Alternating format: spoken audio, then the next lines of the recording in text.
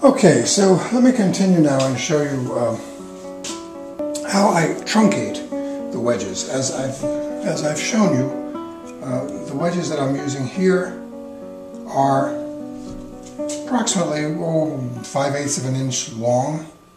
Okay, and the width, of course, matches the width of the tenon, which is about 1/2 an inch, maybe a shade more. In any event, what I have are truncated wedges.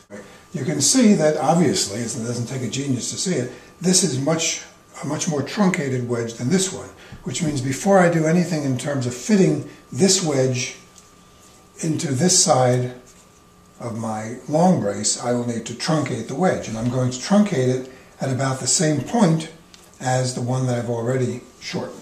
Okay, so what I'm going to do, in a sense, if you're an artist or if you've done drawing or painting, I'm going to foreshorten the wedge in a sense, and I'm going to do that using a chisel and a mallet. I'm not going to do it on the towel here, but I'll work elsewhere when I don't need to tape that. It's just a matter of hammering.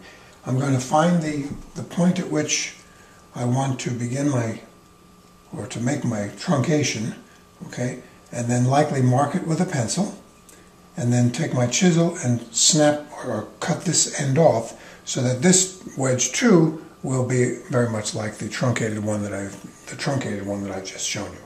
I hope that's clear enough. Let me take a look and see.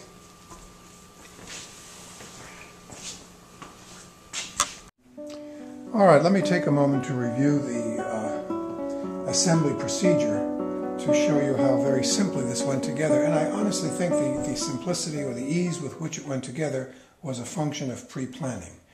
You know that I had dry fit everything on more than one occasion, so I knew everything would go together nicely.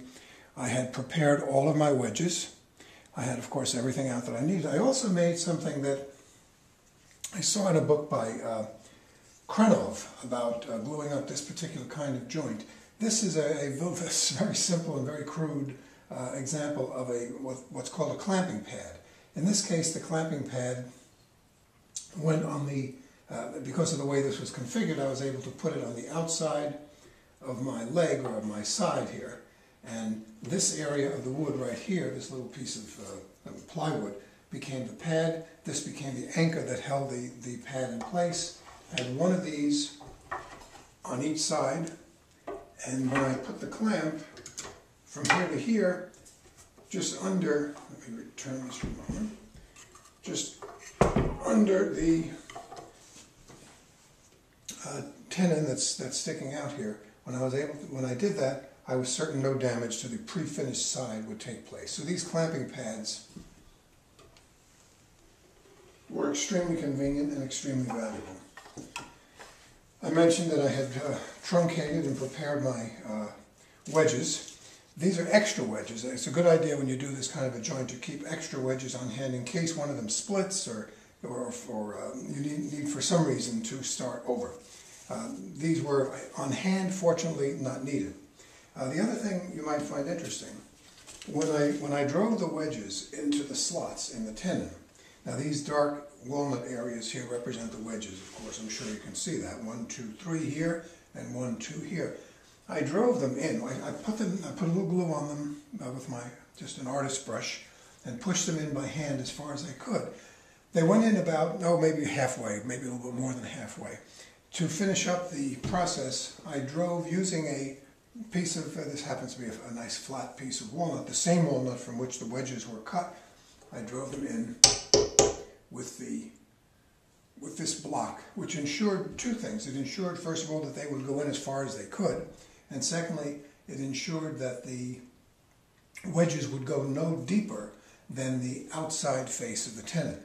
So I did, obviously there were 3 here, 2 here, did both sides, having glued up the mortise and tenon first, clamped it, okay, and then when everything was nice and tight, removed, this is within a matter of minutes, removed the clamps again, put the wedges in place, hammered them in, and I didn't need to reclamp. Everything was tight as a drum, and there were no spaces anywhere, as you can see. It's nicely arranged.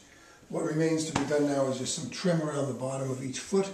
You may be able to see the slightly lighter line where I removed finish so that my mitered moldings around the foot, each foot, will fit.